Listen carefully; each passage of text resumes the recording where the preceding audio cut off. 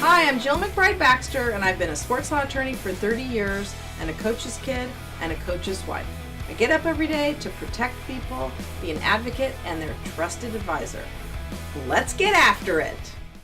In the simplest way possible, can you explain to me and all our coaches out there, and sports fans in general really, what the difference between termination with cause and termination without cause is? Sure.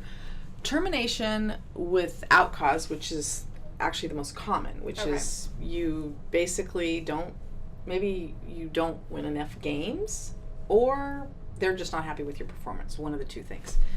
And they fire you without cause, but they're going to pay you for the remainder of your contract, which is why the language in there about how much they're going to pay you if they fire you without cause is really important, and for how long. Okay, you definitely want to know those things. So termination without cause, you are going to get paid, but what you don't get is you don't get benefits, you don't get health, you don't get retirement, all those things. Usually it says that in the contract. You lose a lot of the benefits. So unless you can somehow negotiate those during the initial setup of the deal. So you want to, under termination without cause, hopefully get all of the money you're making, including any benefits you have.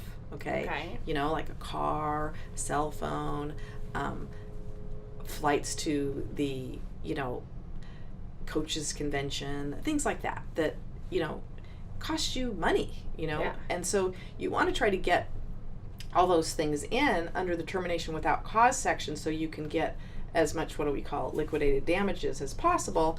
And the other part about it is they usually put in there that you would have an offset, meaning if you get another job, it's going to be the difference between what you're making at this job and the other job. If you can get the offset off, you can you can double dip, which is a big ideal. Yeah, that's ideal. All things considering. Yeah. All things considered, it's a great deal if you can get it.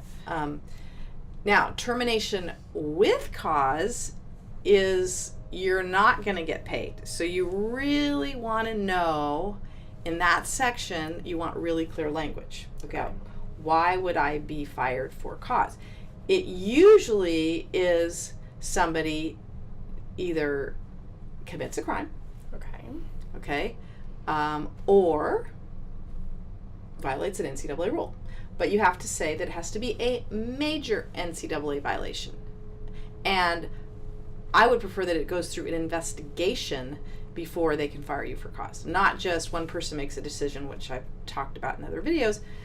One person makes a decision and you're out, when, maybe, all the information and there isn't an investigation. Like, you need to have people be interviewed before you get the fact finding. The fact finding is really important, and there's really not a lot of due process at universities if one person is making a decision. Right. So for cause, meaning I'm not getting paid.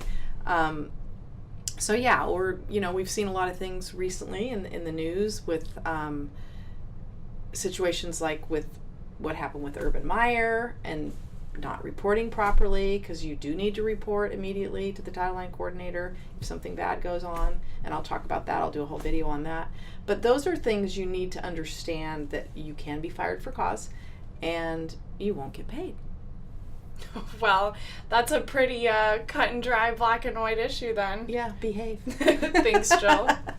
Thanks for watching my video. If you're a coach or athletics director, please call me or go to my website to get my coach's consulting package and fee structure. You can also subscribe to my podcast called Representation Without Taxation.